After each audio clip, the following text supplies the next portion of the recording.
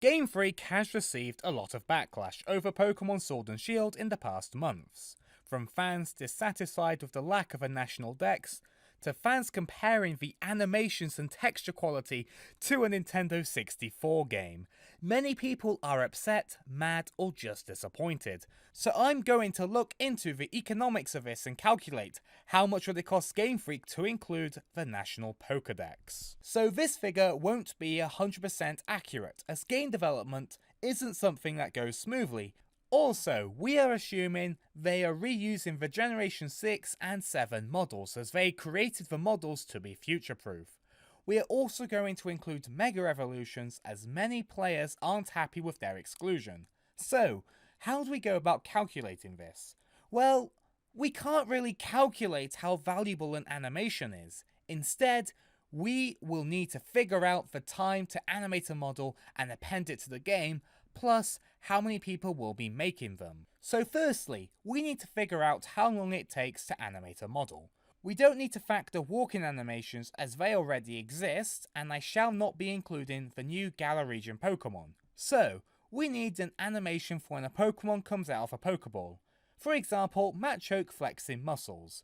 We need an idle animation, as the current ones lack personality, so let's redo them. And we need to make all Pokemon that are flying in the sky or in the air actually flap their wings occasionally, as you can't glide on the same spot forever.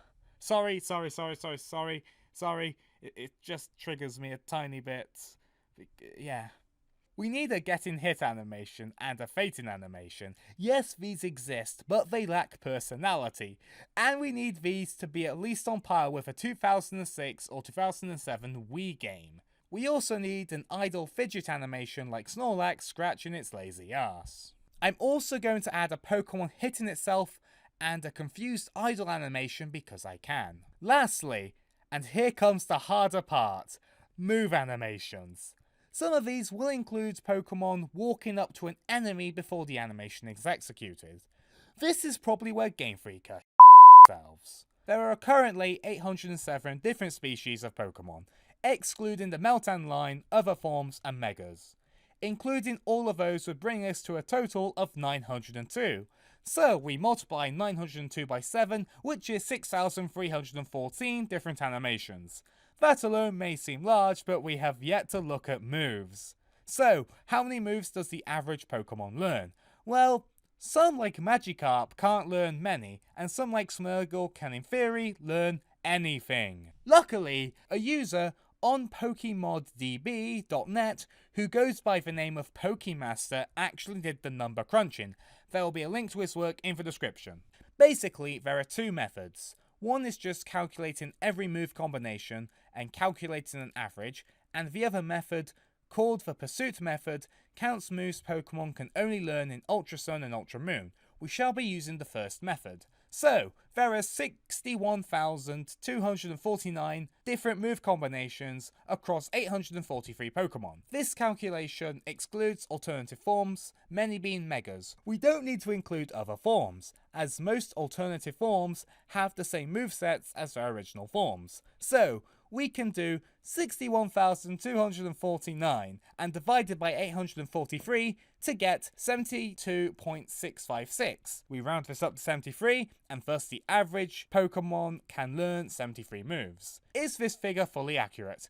It is close, but not 100% accurate. But we need to be missing 800 moves for the average to go up by 1. So this is a fairly safe estimate. Again, thanks to Pokemaster. So, we need to animate 73 moves on average per Pokemon. So, we do 73 multiplied by 902 and get 65,846 different move animations. We need to include alternative forms in this calculation. So, let's add 65,846 onto our figure of 6,314 to get 72,160 battle animations that need to be animated. Now, how long does it take to make a Pokemon animation on average? Well, it's going to vary a lot, as some moves like Splash are fairly simple, while some moves like Dragon Dance may require a bit of work. Unless you want dragons dancing like Commander Shepard. So, a YouTuber known as Ardy has looked at how long it could take to make a decent animation for a Pokemon. If you want to see his video, there is a link in the description. TLDR, he created a custom Pikachu tail whip animation. This eclipses the animation shown in the Sword and Shield trailers. Also, bear in mind that RD is a student. We would assume that animators for Game Freak aren't students. RD also stated that one animator could probably do 4 to 5 animations a day. That's a fair estimate, so in our formula we will use 4 for how many can be done in a day. We need to now figure out how many animators Game Freak has working on this project. So, for Game Freak's first main 3D Pokemon game X and Y, they had 53 Pokemon character motion staff. For Sun and Moon they had 15. Oras only had 7, which makes sense, as only a few Mega Evolutions were added to the Pokemon roster.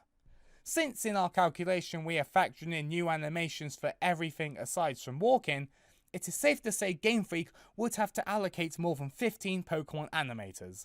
In addition to that, Game Freak will need to allocate animators for the new Galar region Pokemon. They are also developing a new IP which will take up resources. So, let's say around 30 for argument's sake. We won't find out the animator amount until the game is released, but we can easily change the numbers in our formula. So, with our numbers, Game Freak could pump out 120 animations per day. So we can do 72,160 divided by 120 and get 601.3, or 602 rounded up. It would take 602 working days, as we can't include weekends and holidays. That's quite a long time, but it isn't unreasonable. However, I imagine if Game Freak chose to take on this task, they would hire more animators. They did so with Pokemon X and Y. Now, I have no idea how many people they would hire, that is for you guys to discuss, but let's assume they have 50 animators in total working for non-Galar region Pokemon. It would take 361 working days. But we still need to answer the video's question, how much would it cost? While we have how long it would take, we don't have the cost. Well, time is technically a cost, however, we're going to look at the monetary cost.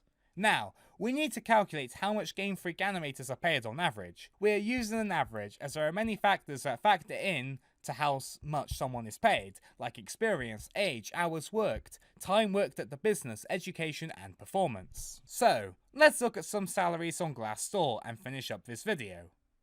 Gosh darn it, Glassdoor, you had one job!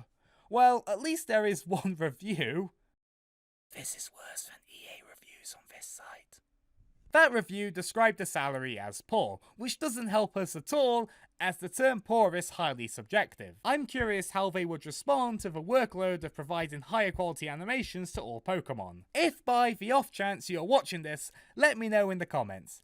In fact, details on how much people at Nintendo of Japan earn aren't easy to find. Here we can see starting salaries for employees based on their education, but this doesn't take the job into account. So, we are just going to take the easy route and use an average salary for the whole of Japan. So, the average salary for a 3D animator or 3D modeler is 3,475,862 yen. Boom! We have a figure! They are basically millionaires! Which isn't a big accomplishment in Japan, as on August the 17th, 2019, it converts to around 26,891 British pounds.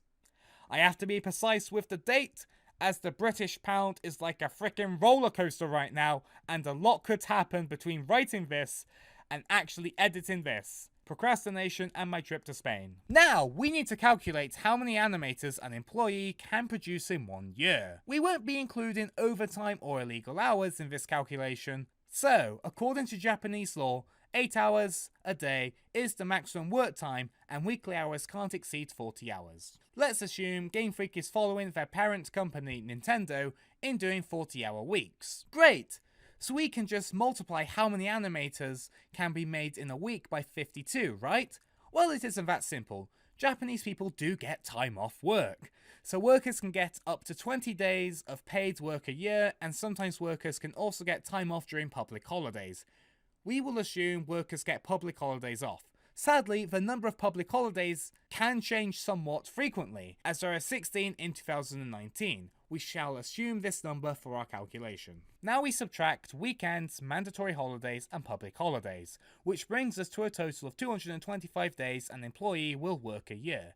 So essentially, an employee is paid 3,475,862 yen for 225 days of work, or 900 animations. 1 day of work would cost 15,448 yen, rounded to the nearest integer.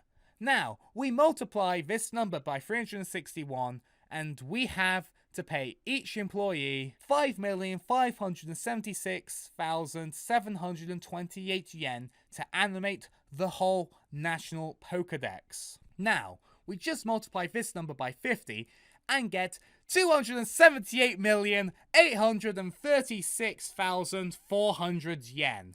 A big number. But if we convert it to pounds, we get around 2,183,059 pounds, or $2,631,477 as of the time of writing this. So ladies and gentlemen, that is an estimate on how much it would cost Game Freak to include the whole National Pokedex with decent animations. This doesn't factor in programming the Pokemon into the game, as that won't add too much onto the cost. We also didn't include Dynamaxing or any other giant forms, as they appear to use similar animations. Also, some Pokemon can share animation rigs due to being similar shape or having similar proportions. For example, these Pokemon. Some animation effects can also be reused, like an explosion animation. Factors like these could lower the costs. This estimate doesn't factor in sick leave, HR issues, burnout, or any other unexpected events that can occur when developing a game. This is just a rough estimate to help fans debate the topic. Anyways, thanks for watching. If you can put up with me and you want to view more content like this, then it is in your best interest to subscribe. I will be posting more about the Steam vs Epic Game Store battle soon, so don't miss it. Plus, if you have a suggestion for the name of this channel, let me know in the comments. Thanks for watching.